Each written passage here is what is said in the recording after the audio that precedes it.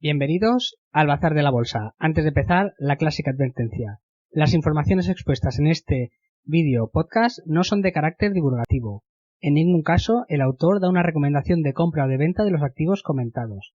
Si alguien está interesado en la compra o venta de una acción, fondo o cualquier activo comentado, debe realizar su propio análisis y basarse en sus propias conclusiones, no en las del autor. El autor de este vídeo o podcast no se hace responsable de las inversiones de los demás.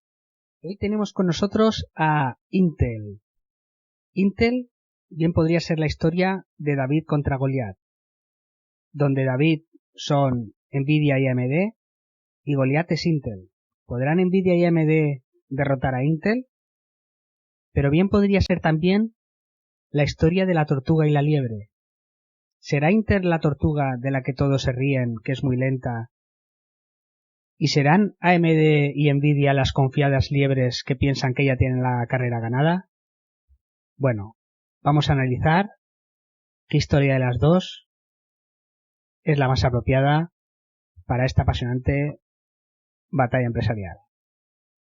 ¿Por qué me ha dado por analizar Intel?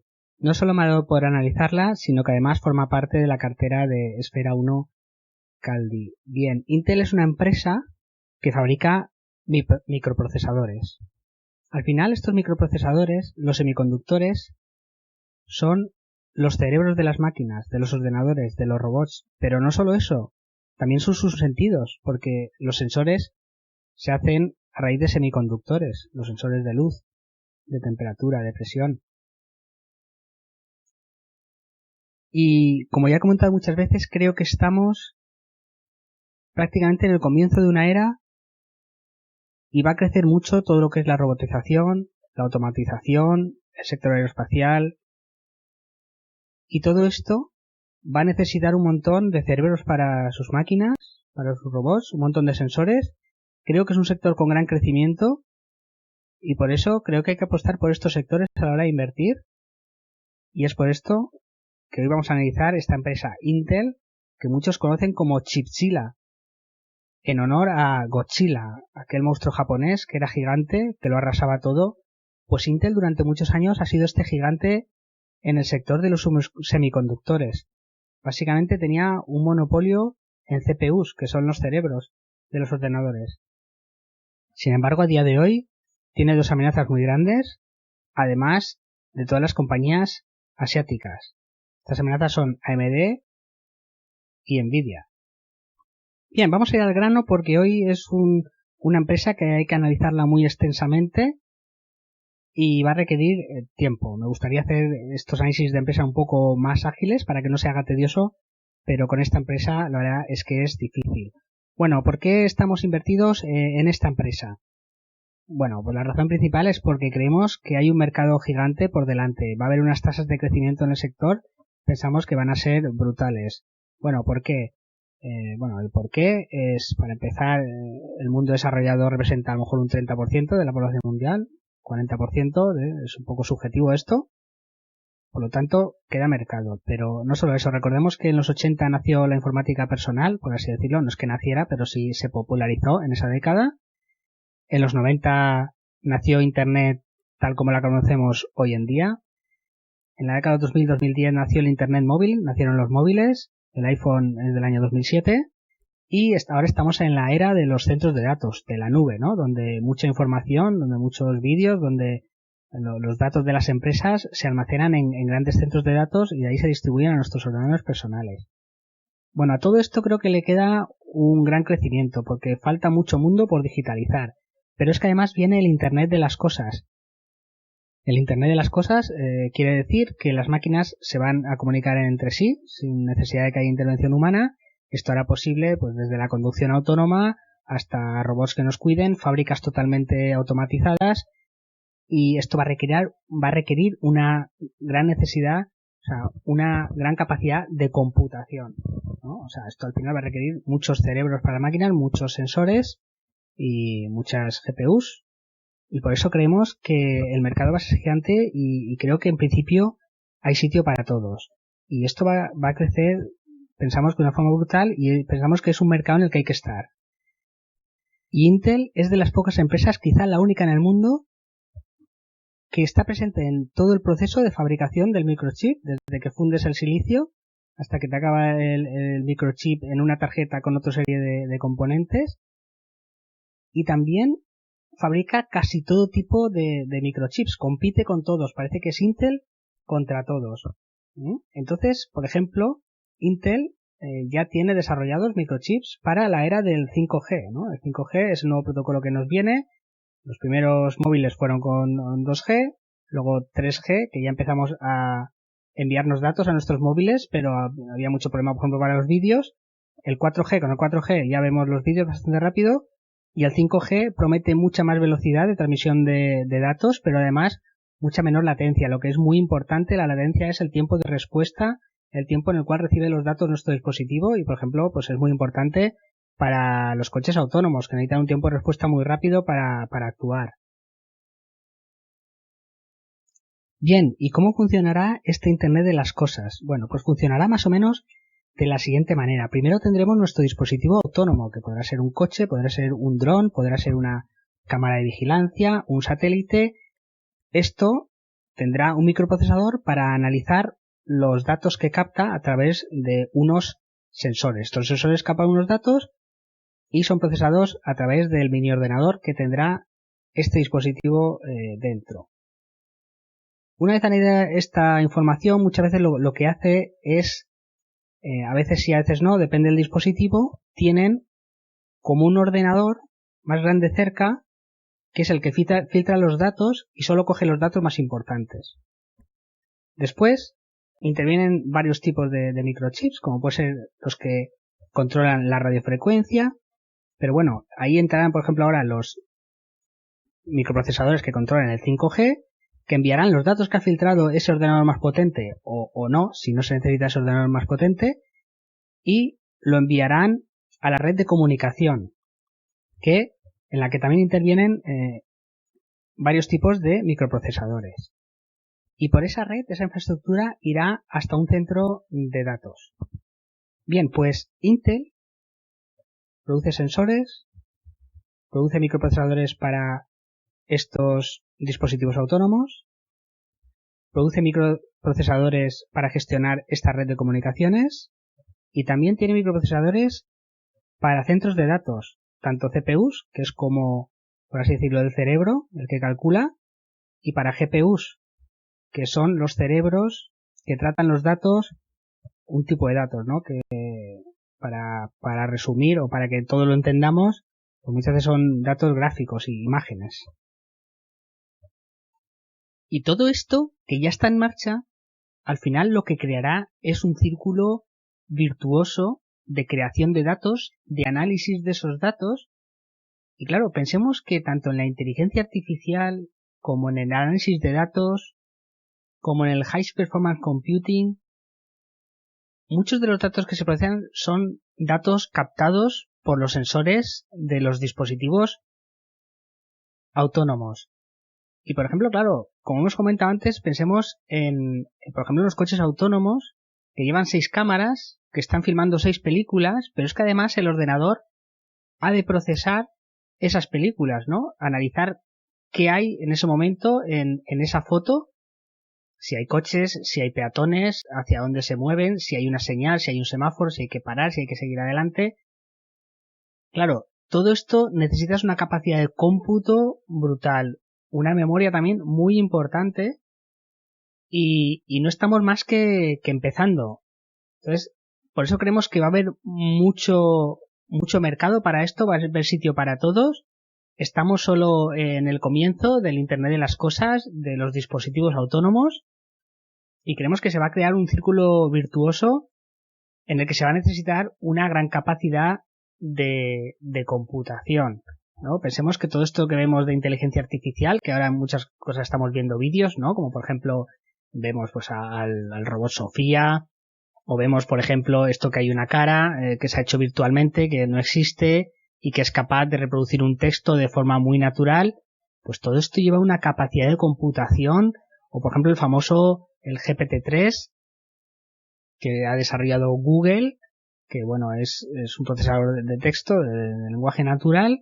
Os recomiendo los vídeos que hace en el canal de YouTube .csv, Y bueno, pues esto lo que necesita es una capacidad de computación, una capacidad de cálculo brutal por parte de los procesadores.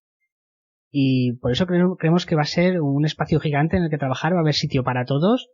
Y bueno, y es por ello que una de las razones por las que estamos invertidos en Intel.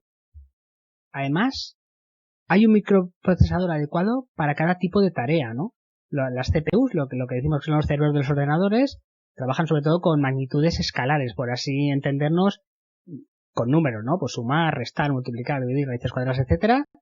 Pues con esto es lo que trabaja la CPU. Sin embargo, para procesar y analizar imágenes, se trabaja con magnitudes sobre todo vectoriales. Y para esto están las GPUs, ¿no? Donde Nvidia sobre todo, pues ha crecido mucho al calor de haber fabricado este tipo de microprocesadores, tener mucha experiencia y bueno, pues son uno de los líderes en este segmento. Pero además, lo que es la inteligencia artificial trabaja mucho con lo que son matrices, que son conjuntos de vectores, y es más adecuado que la GPU para ciertas tareas. Luego también tenemos los chips programables en campo, las FPGA, que ya hicimos un podcast hablando de Xilinx hace ya bastante tiempo, que Xilinx es una empresa muy antigua, nació en los 80, lo que pasa es que no es muy conocida para la gente que no es del sector, y ha tenido como una segunda juventud ahora, porque es muy útil, por ejemplo, para los servidores. Los chips programables van a ser muy útiles también para ciertos sistemas que se implantarán, pues eso, como he dicho, en fábricas o en edificios que estén totalmente automatizados o sensorizados, y a lo mejor muchas veces necesitas programar en el propio campo y no que tenga ya un chip preprogramado. Y no nos olvidemos también de las memorias. ¿Y qué pasa? Pues pasa que Intel fabrica casi todo tipo de microprocesadores, fabrica CPUs, fabrica GPUs, fabrica chips programables, fabrica chips específicos para redes de comunicación, para los 5G y otro tipo de tareas que hacen los microprocesadores, o sea, lo que sea la red de comunicación. Está presente en casi todas las áreas. Veamos algunas de las cosas que dicen los directivos de Intel, ¿no? Por ejemplo, dicen que en 2022 esperan que el 82% del tráfico por Internet sea vídeo, sean imágenes. Procesar imágenes, además imágenes de gran resolución, con lo cual ocupan mucho más espacio. Pues claro, requerirá analizar rápidamente lo que comentamos del coche autónomo. Tú tienes que ver las imágenes, analizarlas rápidamente, descomponerlas y enviar una respuesta al coche, que es lo que tenga que hacer. Claro, es una necesidad de computación que tendrás que hacer muy rápida en muy poco tiempo y además tendrá que ser muy robusta, que no podrá fallar, ¿no? Pues ellos hablan, por ejemplo, que tienen su plataforma OpenVivo. ¿Por qué? Porque no es solo el microprocesador. Al final, ¿qué pasa? Vamos a poner, por ejemplo, el ejemplo del coche autónomo, que todo el mundo lo conoce. Pues para ciertas tareas, para cada tarea que tenga que hacer el coche, tendrá un ordenador que controle esa tarea, ¿no? Lo que se llaman unos microcontroladores, que al final físicamente es las tarjetas estas verdes que veis, aunque ahora ya muchas ya no son verdes, que tienen el microprocesador, pero luego también pueden tener la CPU o una GPU o las dos cosas y otro tipo de microprocesadores para otras tareas, los componentes electrónicos, la asistencia, los condensadores, etcétera, y cada tarjeta controlará una cosa. Por ejemplo, una tarjeta controlará las imágenes que le lleguen de las cámaras del coche y las enviará al ordenador central del coche para que haga la tarea, mover el volante o lo que sea. Otra tarjeta lo que hará será controlar pues la energía que venga de la batería y distribuirá, será la que dará las órdenes para que los controladores físicos distribuyan la energía donde haga falta, ¿no? Tendrás varias tarjetas cada una para una tarea. Pues ellos, por ejemplo, su plataforma o tarjeta, estoy hablando un poco así para que se entienda y un poco pues para gente que no sea experta en este campo, que yo tampoco que sea muy experto, entonces que me perdonen aquellos en los que digan, madre mía, no está siendo riguroso. Pero bueno, pues su plataforma para esto, por ejemplo, dicen es OpenVINO, que al final pues es como una tarjeta que ya lo lleva todo, especial para la visión artificial. Entonces todos los elementos que necesitan visión artificial, como puede ser un coche autónomo o un robot, pues tendrán este tipo ya de tarjetas ya hechas por Intel específicas para ese tipo de tareas que muchos desarrolladores ya sabrán programar para que para adaptarla a un coche autónomo o a un robot de una fábrica o a un dron, ¿no? Otra cosa que dicen, ¿no? Pues el mundo está generando datas a unas tasas, en una aceleración increíble, ¿no? Lo que se está generando, si vemos los datos de AWS de Amazon, lo que está procesando, cómo crece cada año, o Google o Microsoft o Oracle o IBM, pues es brutal. Y entonces dicen que la capacidad para analizar estos datos, para hacer una síntesis de lo que está pasando en el entorno del dispositivo autónomo, pues esto va a marcar la diferencia, ¿no? Entonces cosechar todos estos datos y responder bien va a ser lo que va a separar los ganadores de los perdedores, ¿no? En el futuro. Entonces, por eso es tan importante lo que es la computación. Veamos más cosas que dicen para ver dónde están introducidos los microprocesadores de Intel. Por ejemplo, los principales proveedores de servicios en la nube, incluidos Alibaba, Baidu, Facebook y Tencent, anunciaron que están adoptando nuestros procesadores escalables Intel Xeon, que es el nombre de ese tipo de procesadores, de tercera generación en su infraestructura y servicios. También este trimestre, Azure, que es la nube de Microsoft, presentó varias nuevas instancias escalables de Xeon, incluidas máquinas virtuales Azure de uso general y optimizadas para memoria. También estábamos emocionados de ser parte de una primicia en la industria con el lanzamiento comercial a gran escala de Rakuten de su servicio de operador de telefonía móvil. Este servicio es la primera red móvil nativa de la nube, totalmente virtualizada y de extremo a extremo del mundo. Rakuten, que es el que patrocina, uno de los patrocinadores del Atlético de Madrid. Y funciona con procesadores Intel y FPGA, o sea, chips programables, que también fabrica Intel, desde la red de acceso por radio hasta el núcleo móvil preparado para 5G. Otras cosas que dicen, FPGA, ¿no? Los chips programables brindan ventajas para permitir aplicaciones transformadoras como el 5G inalámbrico, aceleración de virtualización de funciones de red y aceleración de borde. O sea, esto viene a decir aceleración, es lo que comentábamos antes, que ya sea un dron, ya sea un robot de una fábrica, un coche autónomo, de repente tiene que procesar vídeos, imágenes. Esto es una barbaridad de información. Pensemos que pues a lo mejor esto que dicen que una cámara de fotos, ¿os acordáis? Cuando decían, no, es que tiene 7 megapíxeles. Esos son 7 millones de píxeles. Entonces, cada píxel es un color, una intensidad. Eso es una ristra de unos y ceros, ¿no? Al final lo que ve en ordenador en un píxel, ¿no? Al final un ordenador lo que ve son unos y ceros. Pasa la corriente o no pasa la corriente. Entonces, pues el color rojo, pues es una ristra de unos y ceros. Pues claro, imaginaos 7 millones de píxeles, pero es que hay un montón de fotogramas, fotograma tras fotograma, o sea, 7 millones, más 7 millones de procesos, más 7 millones. Claro, imaginaos el procesamiento y luego todo eso lo ha de interpretar, ha de coger solo lo que le interesa y enviarlo donde haga falta para que se emita una respuesta o simplemente enviarlo a la nube para almacenarlo. Eso hay procesadores o tarjetas que aumentamos especialistas en acelerar ese proceso, en coger las imágenes, procesar, coger solo lo importante y enviarlo rápidamente donde sea para dar la respuesta. Pues bien, en todo este proceso está Intel. Entonces, ejemplos prácticos de este Internet de las cosas. Claro, Intel al final, todos los productos que fabrica para que haya un Internet de las cosas, para que los datos que capten estos sensores se procesen, se envíen a través de una red 5G, se almacenen, pues todo este tipo de productos Intel los ha incluido en una plataforma OpenVINO. Entonces los desarrolladores, los que van a implantar los sistemas,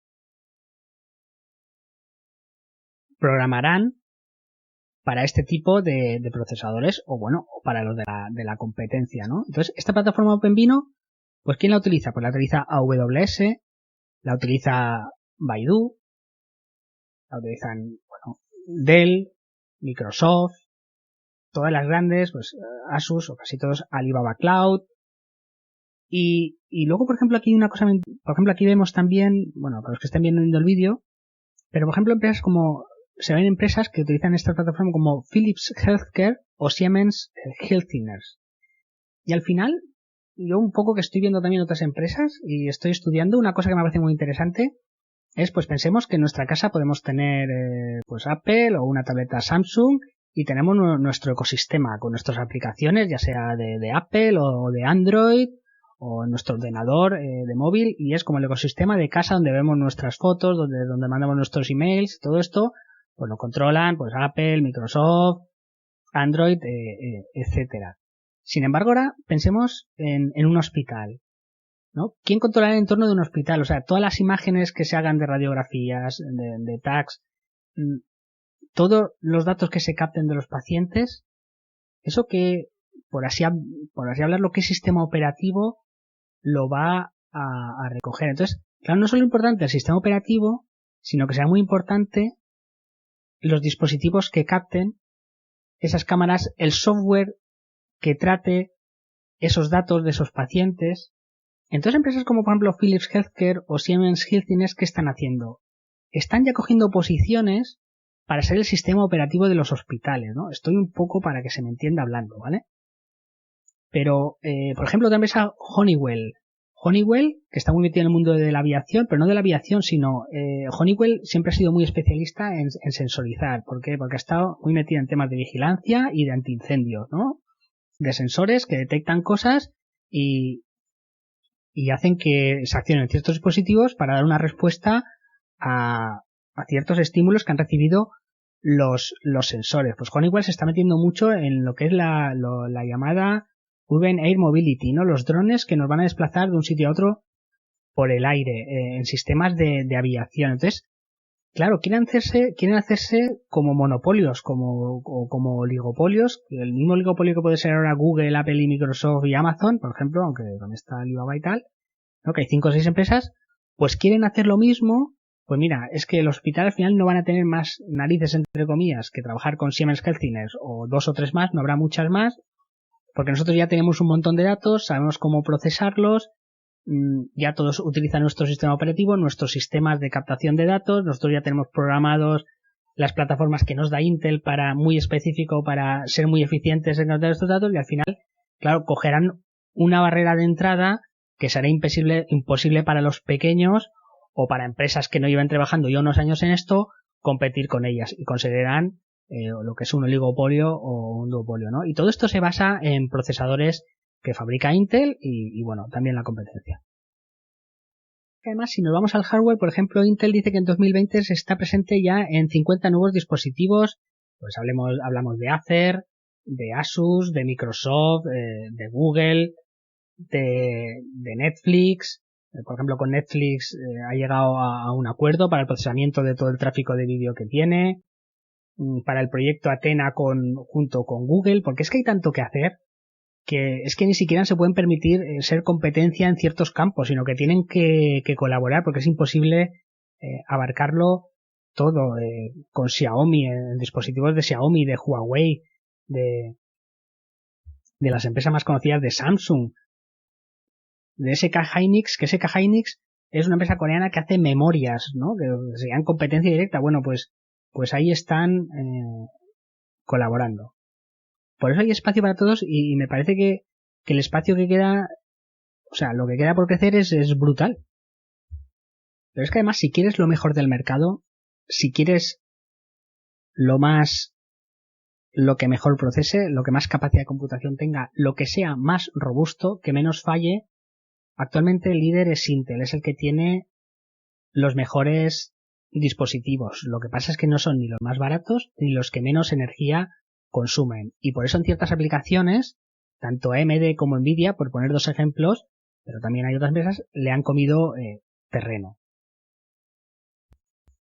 Y por esto es también que Intel ha diversificado y está yendo cada vez a fabricar menos procesadores o placas para ordenadores personales, para portátiles, y cada vez su negocio está más centrado en la nube, en las redes de comunicación del 5G, en el Internet de las cosas, donde ya lleva años trabajando y ya está marcando una cierta distancia con muchos competidores a los cuales les va a ser difícil alcanzar o por lo menos estarán en la misma condición para competir en el mercado.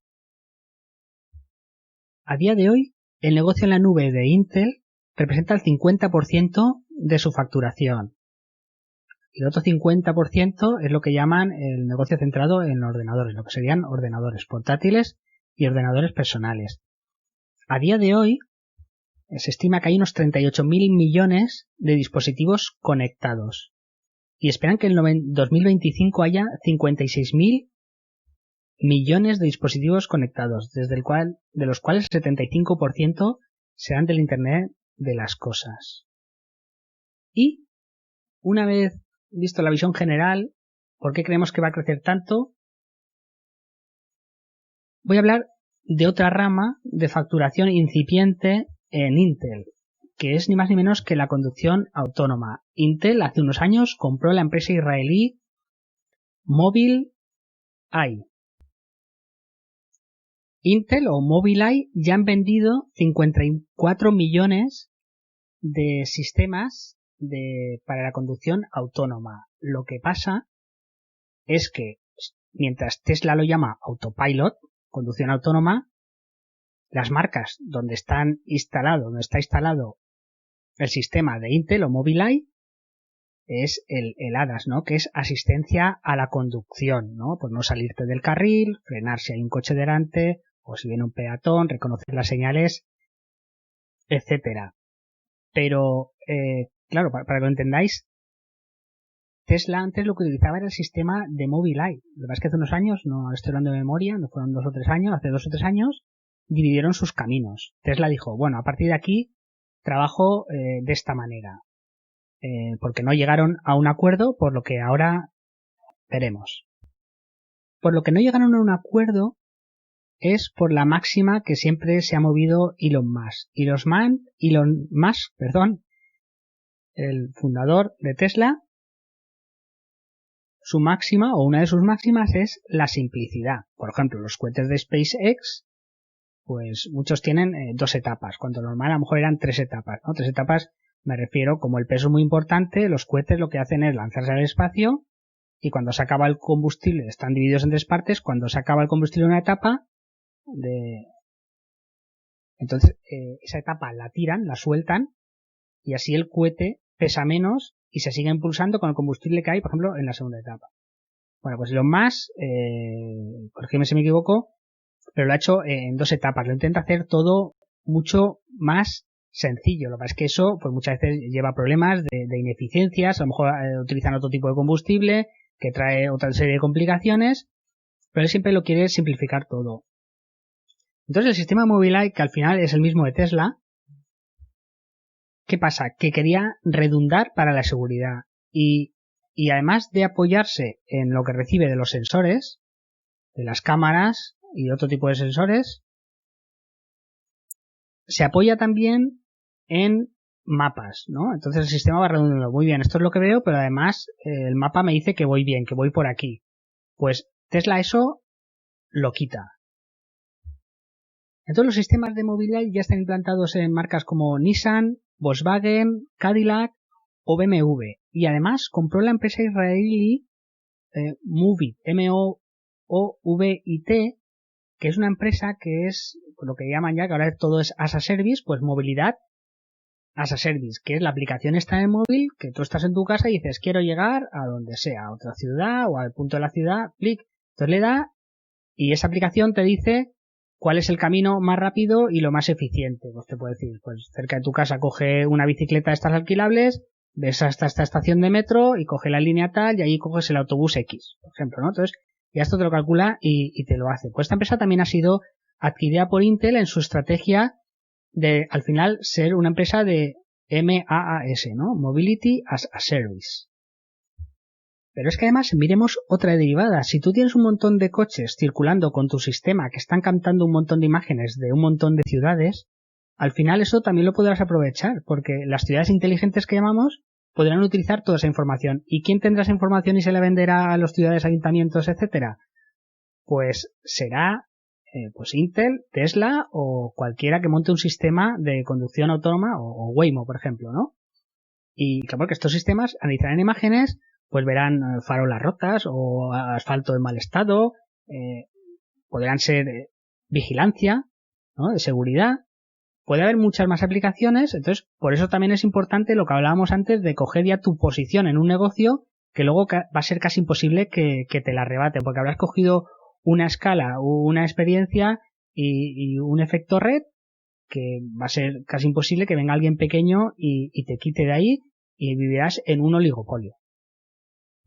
Bueno, pues además de estar ya en BMW, Nissan y Volkswagen, está en el Volkswagen Golf, en el Passat, en la serie 5 de BMW, en la serie 3, en el Nissan Skyline y en algunos otros modelos.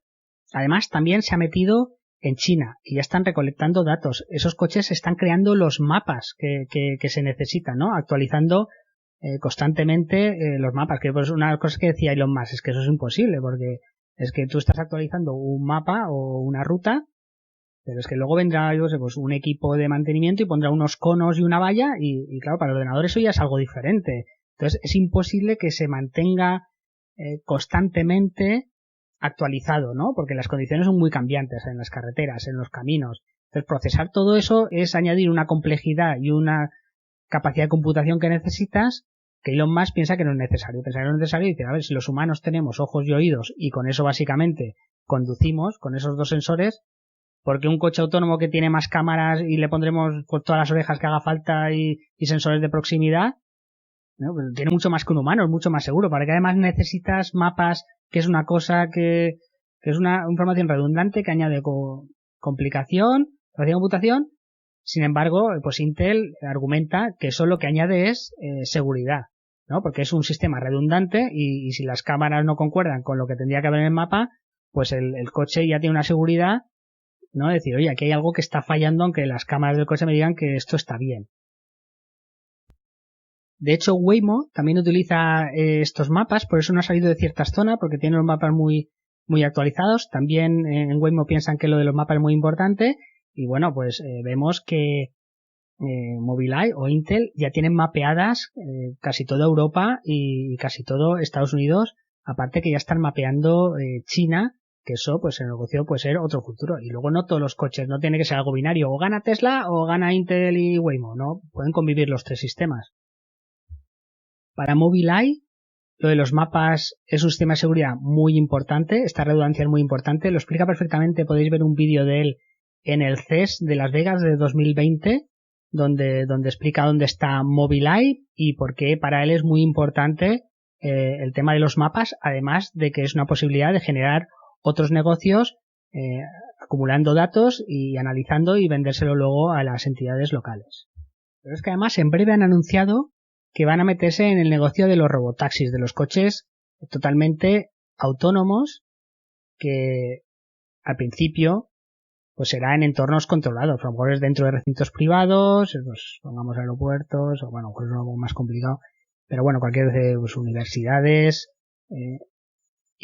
o ciertos países donde la regulación sea muy laxa, como pueda ser Singapur o Dubái.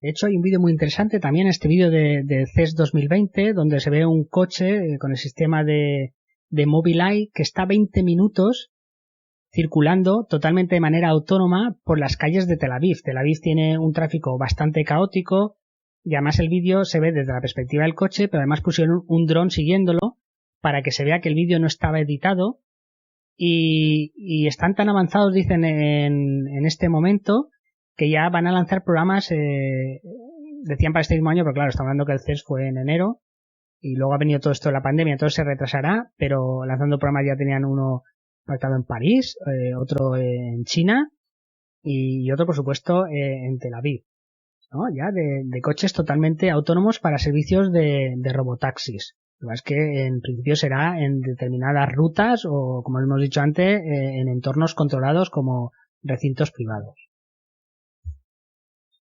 Y por último, para acabar esta visión general de la empresa, me gustaría dar pues algunas noticias recientes que ha habido en la empresa que yo creo también un poco nos ayudan a mejor conocimiento de esta empresa. Pues por ejemplo, el 19 de agosto, Intel inicia acuerdos de recompra acelerada de acciones por valor de 10.000 millones de dólares. Recompra 10.000 millones de dólares. Recompra de acciones, simplemente. Eso es una salvajada. Yo no sé si he visto recompras por ese importe, pues muchas no habrá habido, ¿no? Intel Capital invierte 132 millones de dólares en 11 startups de tecnología disruptivas. Por ejemplo, ya han invertido en startups que están trabajando con la computación cuántica. Bueno, en mayo de 2020 Intel adquirió Moovit para su servicio de movilidad como servicio. Y bueno, pues el 30 de abril de 2020, Intel ofrece el procesador para juegos más rápido del mundo. ¿Qué pasa? Intel, ahora lo veremos, pero en cotización no ha ido ni mucho menos tan bien como han ido AMD o Nvidia, ¿no? Y en este caso, donde le han cogido mucho terreno es en el tema, pues por ejemplo, de los videojuegos.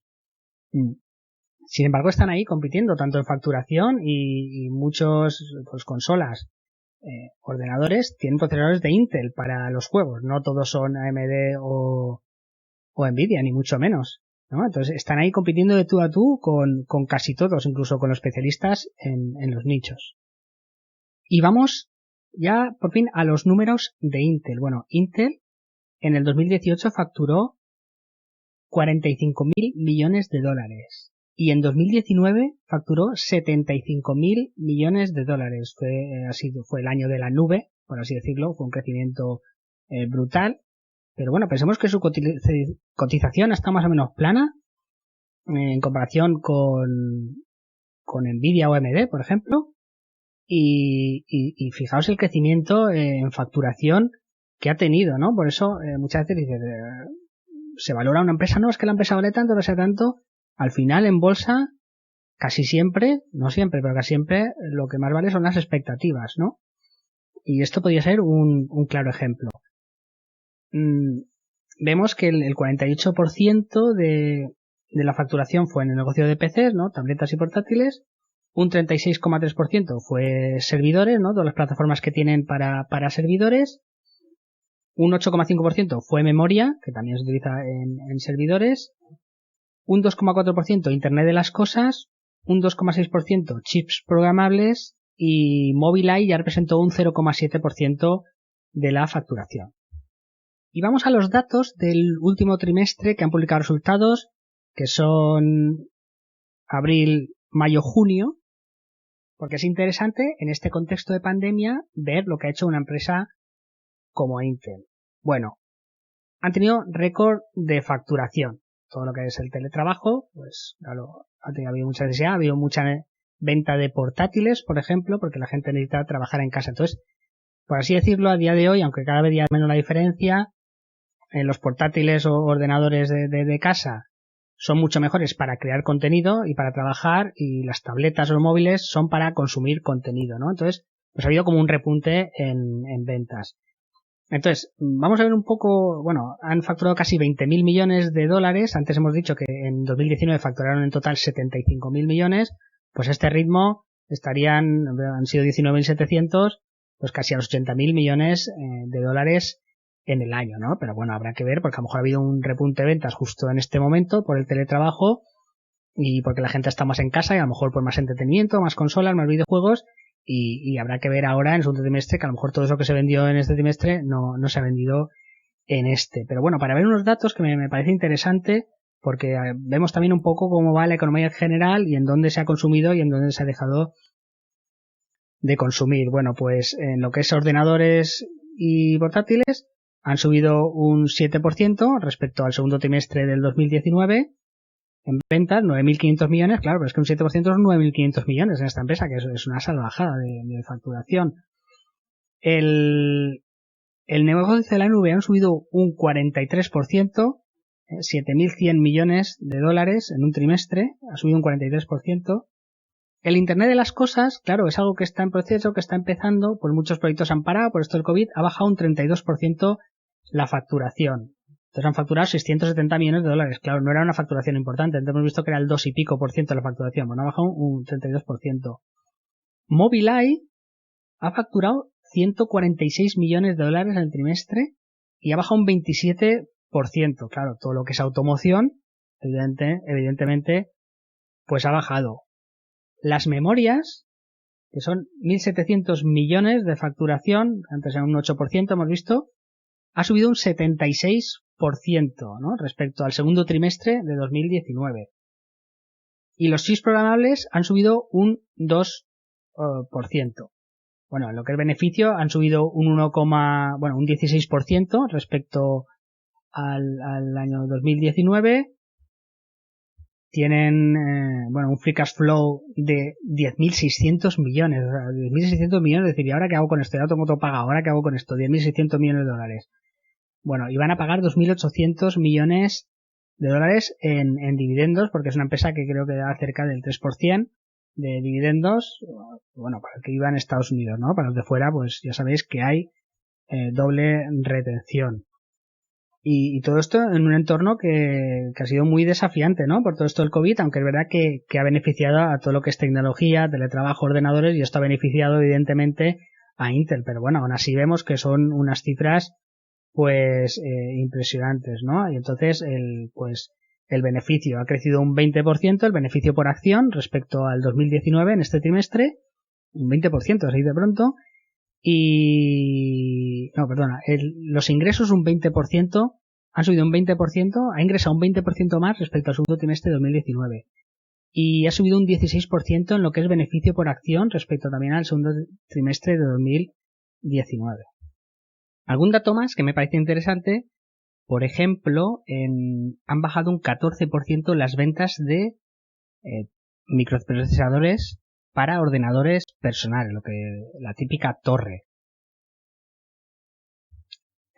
Si comparamos trimestres del 2019 al 2020, en total de año sería una bajada de un 9%, ¿no? Habría que ver si es que Intel está perdiendo cuota de mercado respecto a otros competidores o simplemente cada vez se compran menos ordenadores tipo torre y se compran más portátiles, porque la venta de microprocesadores para portátiles ha subido un 9% si comparamos trimestre del 2019 al segundo trimestre del 2020. También ha subido un 5% los microprocesadores para dispositivos externos como pueden ser pues impresoras o memorias externas, etcétera. Luego un dato muy importante, por ejemplo, vemos que en diciembre de 2019, finales de diciembre de 2019, tenían 13.000 millones en caja. Sin embargo, a finales de junio de 2020 tienen casi 26.000 millones de dólares en caja, ¿vale? Cuando el total de deuda son 38.000 millones de dólares. O sea que aunque tenga una deuda abultada, pues ahora mismo tiene una caja también muy abultada. Y recordemos que la deuda es 2 veces el free cash flow de esta empresa. O sea, aunque es una deuda que en términos nominales es muy grande, porque 40.000 millones, casi 40.000 millones es muy grande, pues tiene casi 26.000 millones en caja y un free cash flow que está en torno a los 20.000 millones de dólares, ¿no? Estamos hablando de que tanto 2019 como 2020 de momento están siendo muy buenos años. Bueno, entonces, una empresa que está creciendo a estos ritmos, que tiene tantos ingresos, que tiene tanta caja, que tiene un free cash flow brutal, aunque tenga una deuda nominal grande, ¿por qué está sufriendo la cotización? ¿No? Porque, pues sí, claro, si las comparas con Google y todas estas, pues estará peor. Pero aún así sigue siendo unos datos pues muy buenos, por lo menos en mi opinión, y además un sector en el que creo que hay mucho crecimiento por delante, ¿no? Entonces, ¿por qué está sufriendo la cotización? Bueno, pues veamos. Lo de sufrir es un decir, ¿no? Porque pues en 2006 estaba a 17 dólares y hoy en día está a 50 dólares, ¿no? En 2016 la teníamos en torno de 30 dólares y hoy en día está en torno de 50 dólares. O sea que sufrir no es que haya sufrido mucho la cotización. Pero si la comparamos, por ejemplo, con dos de sus rivales, como podrían ser AMD y Nvidia, pues Intel desde mediados de 2017 ha subido casi un 30% la cotización, Nvidia ha subido un 200% su cotización y AMD, Advanced Micro Devices, ha subido un 538% la cotización. Entonces, claro, si comparamos un 200% con un 30% de Intel o un 530% con un 30% de Intel, pues se puede decir que para estar en el mismo sector, pues la cotización lo ha hecho, bueno, eso ya es subjetivo, ¿no? Pero muchos dirán que muy mal. Bueno, pues vamos a compararla con dos de sus rivales, a Intel, que sean AMD y Nvidia. AMD y Nvidia, ¿por qué? Porque en el mercado de las CPUs, que es, por así decirlo, el cerebro de los ordenadores, pues ahora mismo sus máximos competidores, entre comillas, son AMD y Nvidia. Estamos hablando de portátiles y ordenadores personales. Bien, pues por ejemplo, viendo la evolución de las ventas, en 2014, por ejemplo, Intel estaba en 55.000 millones de dólares de facturación y en 2019 estaba en 75.000 millones. AMD, que en 2014 estaba en 5.500 millones, en 2019 estaba en 6.700. O sea, tampoco ha sido una subida tan brutal. La subida es mayor la de Intel en cuanto a ventas.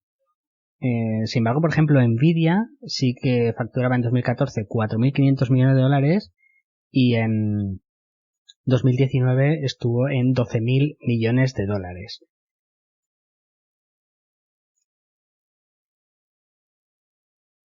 Es verdad que Nvidia justo le ha beneficiado porque está muy enfocado en las GPUs, que son los procesadores que procesan los gráficos, y ante el aumento de los datos de vídeo y en videojuegos, pues eso le ha beneficiado mucho justo en el sector donde ellos son especialistas y por eso ha subido más en ventas que por ejemplo AMD o en comparación con Intel, ¿no? Si vemos los beneficios, pues en 2014 Intel estaba en 15.000 millones de dólares y en 2018 estaba, por ejemplo, en 23.000. AMD en 2014 estaba en 140 millones de beneficios, 2015 y 2016 tuvo pérdidas y en 2018 está en 450 millones de dólares de beneficio. Y Nvidia ha pasado de 800 millones de dólares de beneficio en 2014 a, por ejemplo, en 2018 estaba en 3.800. O sea, la subida en beneficios sí que ha sido muy espectacular, ¿no? Eso podría un poco explicar por qué estas empresas lo han hecho mejor. Pero, en mi opinión, es un poco raro que lo hayan hecho tan bien, ¿no? O sea, tan mejor. Pues Intel ha subido un 30% y que pues AMD haya subido un 530 y Nvidia un 200. Bien, otras cosas que vemos, ¿no? ¿Por qué puede haber sufrido la cotización? Pues vemos que, por ejemplo, el margen operativo en 2020 ha sido el 30%, que está muy bien para ser una empresa, pero en el segundo trimestre de 2019 fue del 42%. O sea, vemos que ha habido un descenso de márgenes en las ventas. Por ejemplo, vemos que pues uno de sus negocios es fabricar memorias, ¿no? Pues ahí sus competidores serían, por ejemplo, pues sería Micron o sería Samsung. Y vemos que tuvo pérdidas en el segundo trimestre de 2019. Tuvo pérdidas en ese segmento. Sin embargo, por ejemplo, han resurgido en el segundo trimestre de 2020, pues ha tenido beneficios. Pero, claro, este dato así tan concreto, por ejemplo, el de memorias o el que hemos visto antes, al final, ¿qué denota? ¿Por qué el mercado no está en confianza? Pues bueno, el mercado ve que hay muchos competidores de nicho, pues por ejemplo Micron o Samsung o SK Hynix en memorias, AMD en CPUs, Nvidia en GPUs, TSMC y los asiáticos para microprocesadores más generales. Entonces, claro, ven que puede bajar márgenes, que va a dejar de ser la reina y por eso al final en bolsa cuántas son las expectativas y por eso parece que está sufriendo la cotización. Además, para el tercer trimestre espera que bajen sus márgenes. Por ejemplo, esperan que baje un 5% las ventas respecto al tercer trimestre de 2019. Esperan que baje también el margen operativo, ¿no? El margen de beneficio sobre las ventas que hacen. Y también esperan que baje el beneficio por acción casi un 22% respecto a 2019. ¿Esto por qué? Porque ellos piensan que ha habido ahora una sobrecompra, ¿no? Que mucha gente ha comprado mucho en el tercer trimestre, entonces dejará de comprar en el tercer trimestre por todo lo que ha comprado en el segundo trimestre. Vemos qué dicen ellos mismos de la competición. Bueno, pues ellos dicen que se enfrentan a una competición muy fuerte, como por ejemplo con AMD, como ya hemos explicado con las CPUs, o con Qualcomm. Qualcomm lo que hace, o su especialidad, son dispositivos de comunicación, ¿no? En este caso, bueno, para que nos entendamos, el 5G, ¿vale? Que lo instalan pues en los móviles o en los ordenadores tal para que tengas acceso al 5G. Productos aceleradores. Aceleradores, hemos dicho este producto que coge todos los datos y sintetiza esos datos de una manera muy eficiente para enviarlos donde haga falta, pues a la nube o a otro ordenador y para esto son muy útiles las GPUs, ¿no? Que tienen una arquitectura diferente interior a las CPUs, ¿vale? Entonces aquí, pues, por ejemplo, el competidor es Nvidia, ¿no? Ahora hay tanto dato de vídeo que pesa tanto que hay tanta información que tienes que hacerla pequeña para poder analizarla, hacer los cálculos y devolver la respuesta, que necesitas aceleradores. Bueno, pues para esto son muy útiles las GPUs y aquí está Nvidia.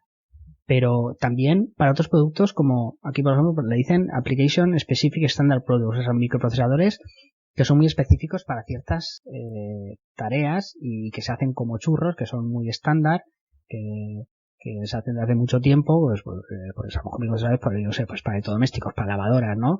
Y para ciertas funciones que ya se hacen desde hace mucho tiempo. Entonces, pues aquí hay mucha competencia asiática, que los microprocesadores que antes fuera algo complicado, pues hay ciertos microprocesadores que ya llevan mucho tiempo fabricándose y no es tan complicado. Entonces, pues hay mucha competencia asiática y de otros fabricantes que están bajando los precios y obligan a Intel a bajar los precios. Y también de chips programables, como hemos comentado antes, como por ejemplo sería Xilinx, que se utilizan mucho también para el entorno de servidores o para entornos del Internet de las cosas.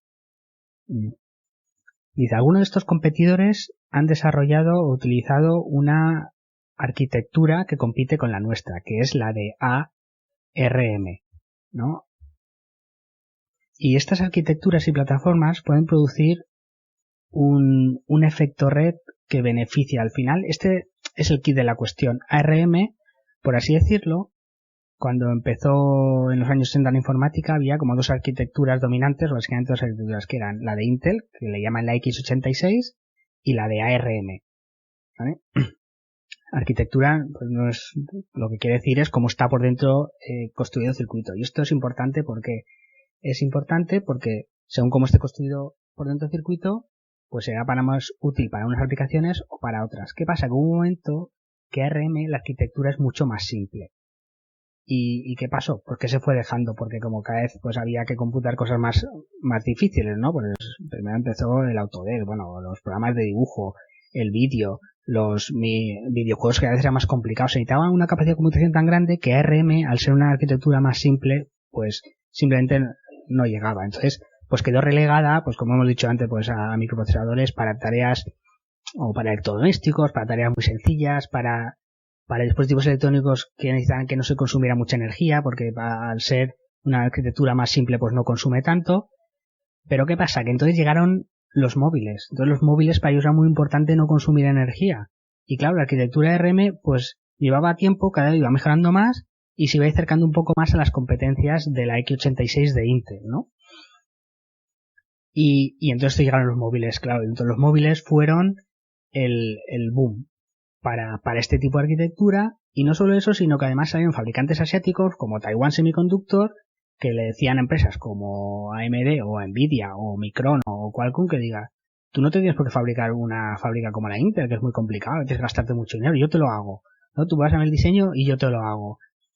Entonces, claro, de repente se ha encontrado con una competencia que no se esperaba, la de la arquitectura ARM, y también empresas que pueden fabricar sin tener fábricas. Y bueno, pues esto es lo que explican. No solo esto, otra tendencia que se está dando mucho últimamente, que ya habéis hablado, ya habéis oído, por ejemplo, que Apple se va a hacer sus propios microprocesadores, ¿no? Es decir, oye, yo me lo voy a hacer, que me lo haga Taiwan Semiconductor, yo lo diseño y yo me lo hago. ¿Esto por qué? Porque al final, por el cerebro, ¿no? Lo más importante es la CPU. Pero ¿qué pasa? Que a lo mejor a Apple le interesa que su CPU sea más competente para ciertos trabajos, como puede ser el procesamiento de vídeo, y sea menos competente para otros trabajos, como puede ser, yo sé, pues programas de dibujo, ¿no? Me lo estoy inventando, no lo sé. Entonces dice, oye, yo me lo voy a diseñar para que específicamente este microprocesador para mi móvil, para que trabaje mucho más, para que sea mucho más eficiente y así consuma menos batería, sea más rápido a la hora de descargar los vídeos. Yo me lo voy a hacer a mi medida, ¿no? Aunque solo sea para este modelo de teléfono. Entonces ellos están viendo que Google, que Apple, que las OEM, ¿no? Las grandes tecnológicas, ya para ciertos aparatos, para ciertas aplicaciones, incluso para sus servidores, se están diseñando sus propios microprocesadores y que se lo hagan otros, ¿no? Y ya no recurre a Intel. Entonces, esto al final será competencia, será bajada de precios también para Intel, ¿no? Y bueno, pues entonces, todo esto, pues entre la arquitectura ARM, los fabricantes externos asiáticos y ya las grandes tecnológicas que ya están empezando a hacer sus pinitos con sus propios microprocesadores, pues esto es competencia para Intel.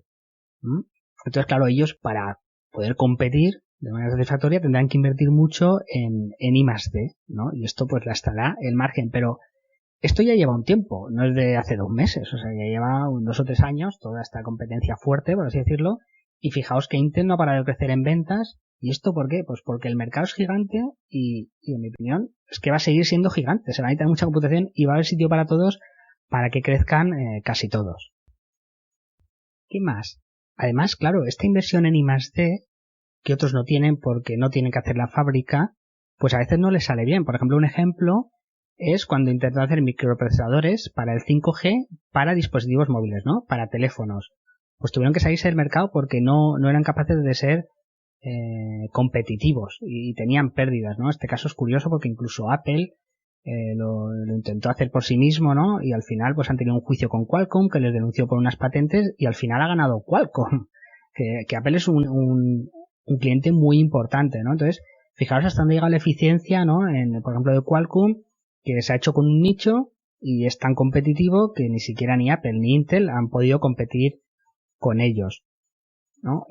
Pero claro, Intel tampoco están tontos, dicen, oye, ¿por qué no vamos a nosotros a aprovechar la capacidad de fabricación de los asiáticos? Entonces, ya están negociaciones, pues a lo mejor para cierta línea de microprocesadores, en vez de hacerlos ellos, se lo harán en Asia, o se lo hará Taiwan Semiconductor, y, oye, pues y entonces así ya seremos más competitivos. Si lo puede hacer Qualcomm, o lo puede hacer Micron, o lo puede hacer AMD, ¿por qué no lo vamos a hacer nosotros? Y entonces pues ya están pensando en que van a aprovechar esto. Y luego otra cosa que dicen es que al final el tema de los microprocesadores es una cosa muy complicada, ¿no? Y que tú tienes que trazar la estrategia ya para ver qué vas a fabricar en 2022-2023. No es una cosa que se decía en meses y lo puedas cambiar rápido. Entonces van a centrar más sus esfuerzos en eso, en planificar bien la estrategia y a lo mejor un poco menos en lo que es fabricación o para poder tener foco y para poder asignar los recursos de una manera eficiente. El resumen sería, al final, que la arquitectura ARM está siendo capaz de competir de tú a tú con la arquitectura x86 de Intel y le ha ganado mucha cuota de mercado, sobre todo en ordenadores personales y en portátiles, pero además parece que van a entrar con fuerza en temas servidores, en consolas, donde hasta ahora Intel reinaba. Entonces el mercado está descontando que Intel va a perder mucha cuota de mercado y que AMD y Nvidia van a ganar mucha cuota de mercado. Por eso esa diferencia en la evolución de la cotización de las empresas. Voy a leer algunos comentarios leídos en redes sociales que creo que os ayudarán a orientaros en cómo está la situación ahora de la competencia entre las dos empresas. Y bueno, esto lo he leído concretamente, por ejemplo, en una página web que se llama xataka.com, ¿no? Voy a pasar a leerlos. Cuando los ARM alcancen el rendimiento de los x86 tendrán parecido precio y consumo, requiriendo de muy buenos disipadores para disipar el calor que generan los microprocesadores. ARM ha estado acostumbrado a que mientras estoy escribiendo un hola en WhatsApp, entre el tiempo que me tomo entre letra y letra, el procesador suele entrar en stand-by. O sea, no necesita mucha capacidad de computación, por así decirlo. Pero al pasarse al mundo grande y no poder entrar en stand-by porque hay 150 procesos y 12.000 hilos, el consumo se va a disparar y el rendimiento bajará al tener que atender a los 12.000 hilos. Claro, este está diciendo, bueno, viene a decir, oye, es que hasta ahora pues los móviles pues son tareas sencillas, no son multitarea, pero claro, cada vez te van a requerir más multitarea, más procesamiento de vídeo, tal, y ARM no llegará porque su arquitectura es muy simple y será un proceso demasiado complicado para esa arquitectura, ¿no? Para la capacidad de computación que tiene la arquitectura ARM. Otro comentario. Ni Nvidia ni AMD están metidos en el impresionante mundo del hardware programable Intel. O sea, que Intel compró Altera. Altera era la competencia de Xilinx, que otra empresa, hizo un podcast hace tiempo que hace chips programables. Bueno, compró por 23.000 millones de dólares. Tampoco están metidos en el 5G, ¿no? Nvidia y AMD no están en el 5G. Tienen poca presencia, aunque aumentando en servidores. O sea, es que en servidores están empezando ahora, quieren ganar esa cuota de mercado, pero es que la presencia hasta ahora es muy testimonial, ¿no? Y claro, ahí pensemos que ahí entra ya la programación, ¿no? Los desarrolladores tienen que programar. Entonces, pues ahora tienen que aprender cómo programar otra cosa. Pues les va a costar, ¿no? Están empezando, pero previsiblemente les va a costar, o no, o ya veremos. Otro comentario. En servidores y grandes ordenadores se usan varias arquitecturas, en algunos casos x86 y en algunos casos otros sistemas. Ahí puede perder mucha cuota Intel. En consolas de momento para esta generación hay dos con x86 y una con ARM, ¿no? Pues se refiere sobre todo a Xbox y a PlayStation. Otro comentario. En el mundo industrial, en donde un chip cuesta 20 veces más que el de un PC normal, todos los grandes servidores, salvo algún experimento con Raspberry Pi o AMD, está en manos de Intel. O sea, a día de hoy está en manos de Intel. La mayor parte de la facturación de AMD sigue estando en la parte baja de precios. Está claro que el mundo móvil gana capacidades y muchas personas ya abandonaron sus PCs y ahora abandonan sus tabletas para quedarse en el móvil. Pero hay x86 para rato. O sea, te está diciendo que en servidores, pues Intel es la reina, como no es solo de cambiar una pieza por otra y ya está, sino que además entra toda la tarjeta, el consumo de energía, los disipadores, la programación, el empaquetamiento del microchip dentro de esta cajita negra, entran más factores, pues previsiblemente lo que comentamos les va a costar a Nvidia y a AMD. Otro tema, bueno, no sé si veis, hace poco Nvidia ha comprado ARM, ¿no? Pues ARM era una empresa británica que ¿qué tenía? Tenía la patente de esa arquitectura. Entonces todo el mundo que quisiera hacer microprocesadores con esa arquitectura tenía que pagar a ARM. Entonces Nvidia ha comprado ARM, de hecho se lo ha comprado a SoftBank, que es un fondo de inversión japonés. Bueno, pues en cuanto a la fusión de Nvidia con ARM, bueno, paso al comentario, esta facturó, o sea, se refiere a ARM, facturó menos de 2.000 millones en 2019 y tuvo menos de 350 millones de euros de beneficio, bueno, dólares. Nvidia ha pagado 40.000 millones de dólares, o sea, por una empresa que tuvo 350 millones de beneficio, ha pagado 40.000 millones de dólares, ¿no? Aunque es verdad que en caso le han sido 12.000 millones, porque el resto lo ha pagado con acciones. El mercado actual de CPU se basa casi en su totalidad en procesadores de microarquitectura x86, producidos solo por Intel y AMD. La microarquitectura basada en ARM, por otro lado, prevalece en dispositivos livianos, portátiles y que funcionan con baterías, con teléfonos inteligentes y tabletas.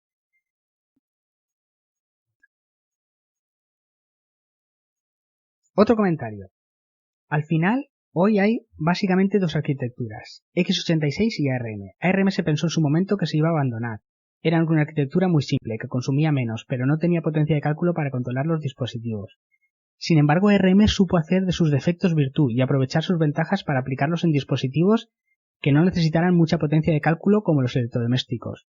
Fueron perfeccionándose hasta que llegó su momento. Su simplicidad y menor consumo los hizo ideales para los dispositivos móviles y hoy en día son capaces de competir con los x86, lo que hemos comentado. También es verdad que, ¿por qué creo que les va a costar más en servidores? Porque si miramos, por ejemplo, hay mucha publicidad en redes sociales o en YouTube, miráis por ejemplo, de gamers, ¿no? Los que juegan a videojuegos que se dedican a comparar el procesador Intel con el de con el de AMD o los procesadores gráficos de los de Nvidia con los de Intel, ¿no? ¿Y qué pasa? Que no ganan solo en el consumo de energía, los basados en ARM, sino también en precio. Pero normalmente es para las gamas más bajas. Cuando tú necesitas ya productos muy robustos, o sea, pues para procesos críticos, ¿no? Que ya tengan que ver con la seguridad de las personas, o tú, por ejemplo, tienes una aplicación y a ti lo que no tienes es que se caiga, porque necesitas que no se caiga para que sigan enganchados los clientes y no se vayan a otra aplicación. Entonces, en cuanto necesitas robustez, mucha potencia de cálculo y tal, los mejores siguen siendo los de Intel. ¿Qué pasa? Que por lo general consumen más energía, aunque esto habría que verlo, y son más caros, eso sí. Entonces, por eso ARM puede empezar a competir. Pero a día de hoy, Intel está un pasito por delante, aunque se puede ver obligada a rebajar precios, y bueno, puede haber un momento que ARM iguale la tecnología o la supere. Entonces le está quitando mucho a cuota de mercado en ordenadores y en PCs de gama baja, ¿no? En la gama alta, Intel aún está más fuerte. Sigamos con los comentarios que creo que os pueden ayudar a orientaros en dónde estamos ahora, dónde está el quid de la cuestión, qué ventajas tienen unos, qué ventajas tienen otros. Por ejemplo, otro comentario. ARM está intentando meterse de lleno en el mundo de los servidores mediante diversas compañías como AMD o Nvidia. Si bien están abriéndose hueco y tienen que mejorar, a día de hoy ARM es factible para entornos empresariales y centros de datos que estén muy enfocados en ciertas cargas de trabajo. Esto es muy importante, es como lo que comentábamos antes, que Google o Apple se están haciendo sus microprocesadores, porque a lo mejor el microprocesador de Intel va muy bien para casi todo, pero Apple dice, ya, pero yo quiero más eficiencia. Entonces a mí hay una serie de cargas de trabajo, no es lo mismo eso, hacer los cálculos para un programa de dibujo que para procesar vídeo, que por mí me interesa más el vídeo que lo otro no me interesa, entonces voy a hacerlo más eficiente porque el otro no me interesa, voy a adaptarlo a mí. Entonces, pues la arquitectura ARM puede ser mejor para ciertas cargas de trabajo y la x86 para otras, o la x86 es muy general y tú necesitas algo más específico, ¿vale? Los sistemas operativos, otro comentario, los sistemas operativos necesitan ser creados y optimizados en gran parte para cada una de las arquitecturas, sobre todo si queremos sacar el mayor rendimiento de x86 o ARM. En este aspecto es más sencillo programar para ARM que para x86, ya que esta última necesita compiladores más complejos, una mejor compactación del código y una mejor depuración del mismo por la cantidad de instrucciones que logran realizar. Pues antes comentábamos que x86 es mejor para las aplicaciones más complicadas, para lo que necesite ser más robusto, pero ARM que tiene la simplicidad, entonces es más fácil programar y esto puede hacer que Intel acabe perdiendo cuota de mercado. Bien, por ejemplo, por eso también muchas veces, porque las aplicaciones están a lo mejor para Windows y no están para iOS, ¿no? O para el móvil, o está en el ordenador y es diferente la del ordenador que el móvil, porque necesitas diferente programación, necesitas modificarla y acoplarla para cada. En este caso, pues de x86 ARM es casi un programa totalmente distinto. Bien, ¿qué más? Pues ya un último comentario, a ver si os ayuda también un poco a centrar. Se oye mucho que Intel va a por los 10 nanómetros. Bueno, cuando hablamos de nanómetros se refiere a la cantidad de transistores que puedes meter en 10 nanómetros, ¿no? La densidad de transistores. Transistores al final es como, imaginaos un minicircuito que es el que deja pasar la corriente, ¿no? Al final, si deja pasar la corriente, pues es 1 y si no, es 0. ¿Vale? Entonces, hay miles de millones de transistores dentro de un microchip de estos que vemos, que es lo que forman los circuitos. Los circuitos al final es algo que deja pasar o no deja pasar, ¿no? Luego aparte ya en los macrocircuitos, ¿no? Lo que vemos, pues ya hay resistencias y condensadores y tal, que bueno, también están dentro de microprocesadores, pero básicamente es como un montón de transistores que tienen una arquitectura puestos de una manera que son capaces de hacer cálculos y de dar respuesta, ¿no? Entonces, cuando se habla de nanómetros, de eso, ¿no? La cantidad de transistores que caben en 10 nanómetros. Entonces, ¿qué pasa? Cuanto más metas en poco, pues menos energía se consume y más eficiente eso. Se oye mucho que Intel va por los 10 nanómetros, cuando Taiwan Semiconductor ya está en 7 y en 5 nanómetros. Sin embargo, Intel tiene la misma densidad de transistores con 10 nanómetros que Taiwan Semiconductor con 7 nanómetros.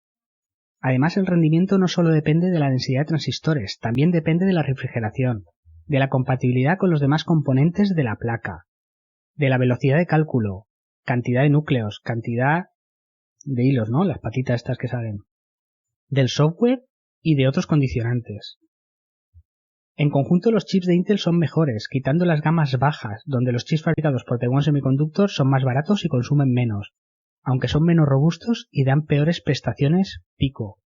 Con estas gamas bajas es donde AMD puede quitarle mucho mercado a Intel en PC. Nvidia puede quitarle mercado en GPU y servidores, pero la tecnología no es tan diferencial. Hay mercado para todos y los resultados de este segundo trimestre dan fe de ello. Intel puede tener mejores prestaciones para unas aplicaciones y sus rivales para otras.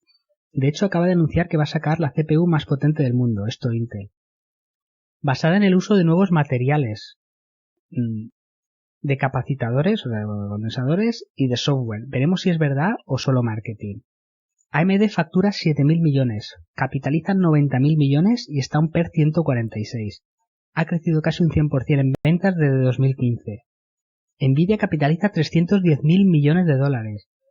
Factura 11.000 millones y está un PER 90. Ha crecido un 100% en ventas de 2016. Intel capitaliza 210.000 millones, o sea, menos que Nvidia. Factura 80.000 millones, o sea, factura 8 veces más. Y está un PER 9. Eso sí, solo ha crecido un 30%.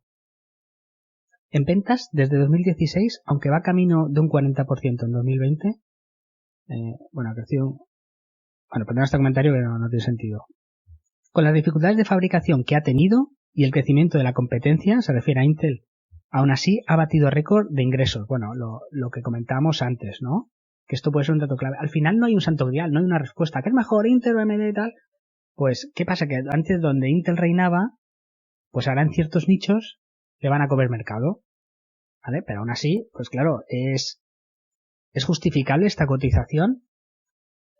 ¿No? ¿Es justificable que Intel está a un PER 9 y Nvidia a un PER 90? Y que capitalice más Nvidia, que está en muchos nichos que está Intel, ni siquiera está, que solo es competencia para ciertos sectores, ¿lo justifica? Bueno, pues eso ya cada uno tendrá su opinión. Analicémoslo mirando los números, ¿no? Por ejemplo, Intel en beneficio por acción. 2016, 2015 estaba en 2,40 de beneficio en dólares por acción, y ahora está en 4,77. Ha doblado, ¿no? En 5 años el beneficio por acción. AMD, que en 2015 estaba en pérdidas, en 2016 también, ahora está en 0,30 dólares de beneficio por acción, ¿no? Cuando Intel está a 4,77. Intel está a un PER 9 y AMD está a un PER 149. Pero es que además, en los fondos propios de Intel superan el 50% del total pasivo y suma del pasivo y los fondos propios, ¿no? O sea, bueno, lo que quiere decir es que tienen mucho más activos que deuda Intel. Sin embargo, AMD no. AMD tiene más. Bueno, esto ya es que lo del pasivo, lo de la deuda y tal es un concepto que no me voy a meter para no complicarlo. Pero bueno, el resumen es que financieramente Intel es mucho más sólido que AMD, ¿no? Tiene mucho más beneficio por acción Intel, y aún así AMD está a 140, Intel está a 9, ¿no? Cuando hemos visto que tampoco es que haya una tecnología tan diferencial, por mucho que le vaya a comer cuota de mercado, ¿no? Y tiene que comerle mucha cuota de mercado para que a Intel se le deterioren los números. Y vemos que aun estando la competencia ya un cierto tiempo, Intel está creciendo en ventas, está creciendo en beneficios, en free cash flow. Bueno, y el caso de Nvidia sí que está mejor un poquito financieramente que Intel, pero tampoco mucho más. Y los beneficios por acción son similares a los de Intel. Y está un PER 95 Nvidia. ¿Justifica todo esto? Bueno, pues ya cada uno tiene que hacer su propio análisis. Aunque bueno, recordemos que Nvidia acaba de comprar ARM por 40.000 millones de dólares y eso le va a afectar en su balance. Bueno, y para terminar las conclusiones, que van a ser un poco largas, pero bueno, es para ver ya si acabo de orientar y para ver si todo aquel que veía ruido ahora, que no sabía muy bien, que oía ARM, Nvidia, Intel y hay un ruido, sabía que había algo ahí pero no sabía lo que era. Espero que ahora, cuando después de escuchar este podcast o ver este vídeo, entienda de lo que se está hablando y bueno, eso es un poco el objetivo de este podcast, de este vídeo, que sea divulgativo y entendáis un poco mejor los modelos de negocio, a qué se dedica cada empresa y dónde están las claves en cada empresa. Así que voy a hacer unas conclusiones, a partir de aquí ya es casi todo opinión. Bueno, lo de antes también, ¿no? Es un poco subjetivo todo al final, incluso los números, ¿no? Que se pueden poner según a uno les convenga. Pero bueno, pasemos a las conclusiones. Pues para mí Intel al final es una empresa con unas finanzas saneadas y unas perspectivas de crecimiento muy importante en su sector. Tiene mucha deuda en términos nominales, aunque ahora con toda la caja que ha obtenido de este trimestre, es que al final estamos hablando de una deuda neta de 15.000 millones, o sea, bastante, pero claro, comparado con su free cash flow y sus activos, pues no es tanto, ¿no? En ratios está mejor que sus comparables, sobre todo con la compra ahora de Nvidia por ARM y en cuanto a PER. Entonces, yo no sé por qué las comparables cotizan a unos múltiplos mucho más altos, ¿no? Porque al final todas comparten los mismos riesgos y aunque las competidoras pueden crecer mucho, pues también están mucho más caras, ¿no? Entonces, bueno, pues eso ya es cuestión de cada uno, pues hay gente que pensará que le va a comer cuota de mercado, que va a crecer mucho y que un PER 90 pues es barato para comprar Nvidia o un PER 150 es barato para comprar AMD. Bueno, pues eso ya, cada uno su opinión y es respetable, por supuesto. Bueno, una clave es que estas empresas hacen grandes inversiones, ¿no? Que solo recuperamos a partir del volumen de grandes ventas. Esto es verdad que le afecta más a Intel, por ejemplo, en el negocio de construcción de aviones de Airbus y Boeing.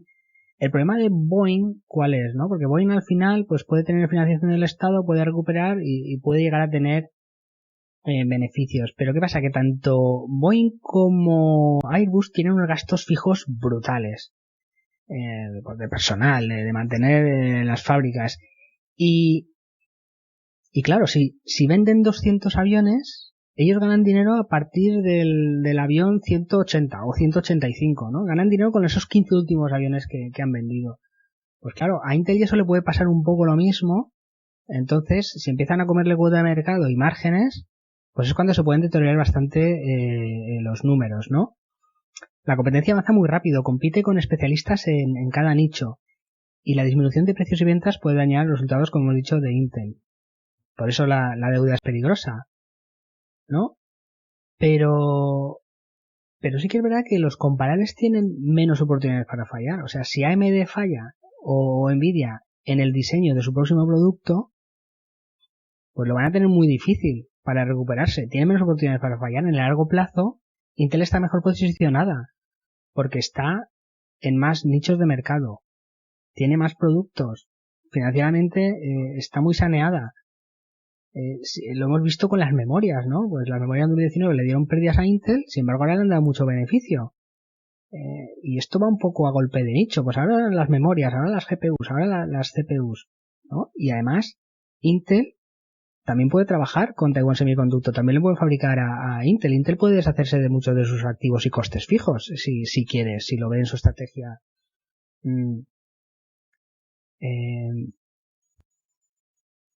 Además, Intel en muchos nichos tiene a favor el efecto red de plataforma, ¿no? El coste de cambio del software, el Windows que corre en ARM, los dispositivos que tienen una CPU ARM, es distinto al Windows que corre en la arquitectura x86. Y esto pasa lo mismo en servidores y en otros dispositivos, ¿no? Entonces, toda la red comercial que ya tiene Intel, la cintura que le da la solidez financiera, la diversificación, ¿no? Lo que hablábamos de las memorias, o las CPUs, o las GPUs, o el 5G, o Mobileye con la conducción autónoma, pues a Intel yo creo que en el largo plazo es una empresa más sólida, ¿no? Y yo creo que el mercado está poniendo el foco en los problemas que puede tener Intel y no en las virtudes, ¿no? Y sin embargo está poniendo el foco en las virtudes de sus competidores y no en los problemas que pueda tener. Es verdad que no están solo AMD y Nvidia, que los he puesto así un poco como ejemplos para que veamos cuáles son los problemas de Intel, porque son los ejemplos más claros. Pero además, bueno, hemos comentado los microprocesadores específicos de Google y Apple. Además va a ser en la gama baja donde va a tener más competencia, que es ahí donde hay más mercado, ¿no? Pues, los gamers, por ejemplo, dan mucha publicidad a Nvidia y AMD.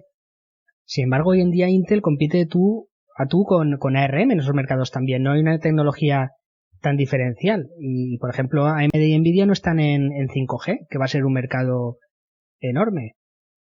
Entonces yo creo que a AMD y Nvidia le pueden quitar mucho mercado, pero en el corto plazo, ¿no? Y será en segmentos en los que el margen no es tan grande, pero tampoco es tan grande para AMD o para Nvidia, ¿no? Y esto también puede acabar dañando los números de AMD y Nvidia. Una cosa que es bastante importante, ya que el 50% del negocio de Intel es en PCs y en portátiles, es verdad que entre Dell, Lenovo y HP es una parte muy importante de la facturación del negocio para PC, ¿no? Hace poco se le ha ido Apple a Intel. Entonces la salida de alguno de estos clientes y también tener que bajar el precio de la competencia, pues es una amenaza para Intel, ¿no? Pero bueno, también para las competidoras. Y también hay que ver que es verdad que este negocio, ¿no? El negocio del PC cada vez pesa menos en la facturación de Intel. Y en cuanto un poco a los problemas que está teniendo de fabricación, que dicen que no es capaz de fabricar con menos nanómetros, ya hemos dicho que tenga menos nanómetros no quiere decir que sea mejor o más eficiente, pero bueno, ya en 2012 se retrasó con los 22 nanómetros, en 2013 anunció retrasos también en el lanzamiento de los 14 nanómetros hasta 2015, en 2018 retrasó la producción de los 10 nanómetros, o sea que no es una cosa nueva lo de retrasarse en la fabricación, ¿no? Y al final también hay un límite y tarde o temprano pues Intel supone que acabará alcanzando a Taiwan Semiconductor en fabricación de nanómetros o a Samsung, porque hay un límite de nanómetros, simplemente porque ya el átomo no puede estar pegado al otro átomo, ¿no? Y aunque bueno, pues luego también pueden salir nuevas tecnologías o nuevas formas de fabricar. Bueno, por último, para acabar, y pues porque hemos tomado la decisión, por ejemplo, en Esfera Unocaldi, de invertir en Intel. Bueno, somos conscientes de que va a perder poder de fijar los precios, ¿no? Va a perder pricing power, que se dice en inglés, y va a perder cuota de mercados, seguramente, ¿no? Entra dentro de las posibilidades. Sin embargo, el mercado potencial en otros nichos vemos que es enorme, ¿no? Como el 5G, la conducción autónoma, los chips programables, y seguirá jugando por ahora en todos los mercados, ¿no? Fijémonos qué pasa con las memorias. Uy, las memorias, está todo muy competido, los coreanos cuando les da la gana, los Samsung y SK Hynix pues bajan los precios, ahí no hay nada que hacer. Pues mira, pues este año le ha reportado beneficios. Porque hoy en día hacer un microchip está casi al alcance de cualquiera, ¿no? Lo estamos viendo con Apple y Google, aunque no son cualquiera. Pero claro, si alguien te lo fabrica y tú solo tienes que diseñarlo, pues es un decir cualquiera, ¿no? Pero ya está al alcance de muchas más empresas que antes, ¿no? Por ejemplo, como hemos comentado, Apple y Google para ciertas aplicaciones van a hacer sus chips específicos. Pero bueno, eso vale para todos los fabricantes de microchips, también vale para Nvidia y AMD, ¿no? También va a tener esa competencia. Entonces, por eso creemos que la estrategia de Intel puede ser la acertada, porque está pivotando hacia mercados más específicos, con más poder de fijación de precios y de más volumen, ¿no? Como son, por ejemplo, los servidores, donde además además del microchip, necesitamos dispositivos complementarios al microchip, ¿no? Todo lo que lleva las tarjetas. Con otro tipo de microchips, con las resistencias, claro, Intel no te vende el microchip, te vende ya la tarjeta completa que hace una función, ¿no? Entonces el que va a la sala de servidores, pues cambia una tarjeta por otra, ¿no? Y también se necesita software. Entonces, pues claro, Intel dice, no, yo ya te lo doy de todo y mira, y he hecho un software para que, yo ya sé que conmigo es complicado programar, pero mira, es que he hecho una aplicación para que sea mucho más fácil y ahora programar sea cosa de niños, ¿no? Y además yo ya te lo doy todo hecho, es una llave en mano, no es como antes, pues ahora tengo mi procesador, ahora alguien que me fabrique la tarjeta, ahora alguien que, pues ya te lo da todo conjuntamente.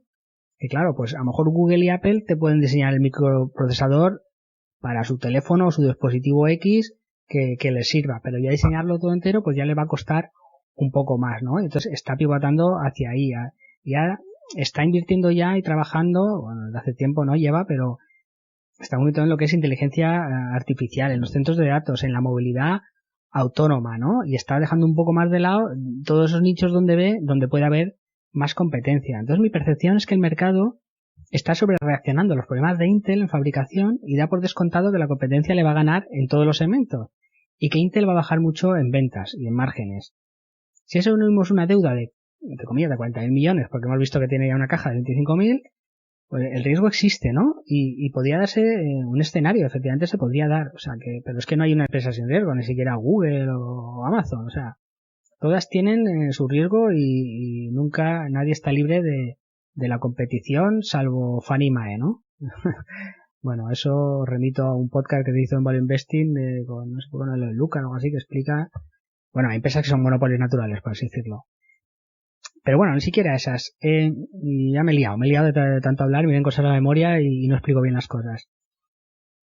Pero bueno, pero también podía darse el escenario contrario, también podía darse que Intel creciera en ventas. Pues ¿por qué? Porque es que la necesidad de computación que va a necesitar la sociedad, si no estamos ante un cataclismo climático, una guerra o algo similar, pues va a ser brutal. Yo creo que va a haber sitio para todo, ¿no? Y la situación de la empresa financieramente está muy, muy saneada. Yo creo que las ventas en el sector tienen unos catalizadores brutales y creo que está muy, muy barata en relación a sus comparables, ¿no? Y no entiendo muy bien por qué el mercado descuenta los riesgos de Intel y sin embargo solo ve bondades en Nvidia y AMD cuando Nvidia y AMD van a competir en los segmentos más competidos, donde los márgenes van a ser más reducidos, ¿no? A lo mejor hemos tenido ahora 2 o 3 años que ha habido como un boom, ¿no? Por los centros de datos, por las GPUs pero a largo plazo, por la diversificación, creo que Intel es una empresa más más sólida, ¿no? De hecho, también es la que más invierte en I+D, aunque es verdad que como tiene varios nichos, pues al final se compensa en el nicho, ¿no? Pero la tecnología Intel al final no está obsoleta, solo que ARM se ha puesto a su nivel en muchas aplicaciones. Entonces, a día de hoy, para ciertas aplicaciones será mejor Intel y para otras será mejor la competencia, ¿no? Yo creo que a largo plazo hace una opción, para mí es una opción más segura Intel, y creo que el crecimiento del sector va a dejar sitio para todos. Y si bien puede bajar la facturación de Intel, también puede pasar lo contrario, ¿no? Y por la apasionante era que tenemos por delante, ya lo he comentado muchas veces, del crecimiento de la automatización y todo lo que eso conlleva, la inteligencia artificial, la capacidad de alta computación que se va a necesitar para Internet de las cosas, como hemos comentado antes. Para mí, en un futuro brillante en el sector, veremos cómo Intel es capaz de pelear en estos ambientes, ¿no? Pero Ampere 9 yo creo que es una buena oportunidad, y bueno, que esto no sirva de recomendación de inversión en ningún caso, ¿no? Cada uno va a hacer su propio análisis, pero bueno, espero que esto os haya sido un buen resumen, una buena síntesis, os haya ayudado a entender el sector, ¿no? En dónde estamos. Y bueno, perdonad porque este podcast ha sido un poco largo de más, pero es que es una empresa que yo creo que necesitaba un análisis extenso, ¿no? Es una empresa muy grande. Muchas gracias a todos por estar ahí. Están subiendo las escuchas, incluso los vídeos en YouTube, los suscriptores. Aún estoy a un nivel muy bajo. Pero bueno, vamos dejando ese aspecto. Agradezco mucho los comentarios. Por ejemplo, todavía me comentaron porque comenté que el F-35, el caza es capaz de despegar y aterrizar en vertical, pero no, es solo capaz de aterrizar en vertical. No cambia lo que yo quería transmitir, pero bueno, es un error y bueno, agradezco mucho estas críticas constructivas que se hacen porque me ayudan un poco a perfeccionarme y a ser un poco más riguroso y explicar las cosas mejor y a daros menos datos erróneos cada vez. Pero bueno, yo creo que lo importante es el concepto global. Creo que aunque haya metido la pata a lo mejor en algún aspecto, lo importante y las claves están ahí, y si no, pues gracias por adelantado, por los comentarios, que me den collejas si he estado errando. Bueno, pues lo dicho, nos vemos en el próximo podcast, vídeo, comentario, audiovisual o lo que sea. Un saludo.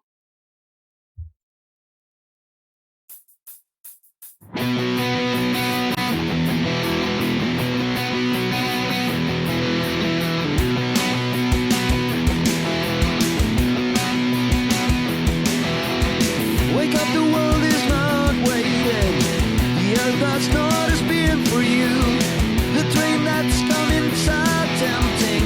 Just keep your stuff, don't be a fool. Yeah, but you don't even care about that. Wake up, wake up, just wake up, wake up.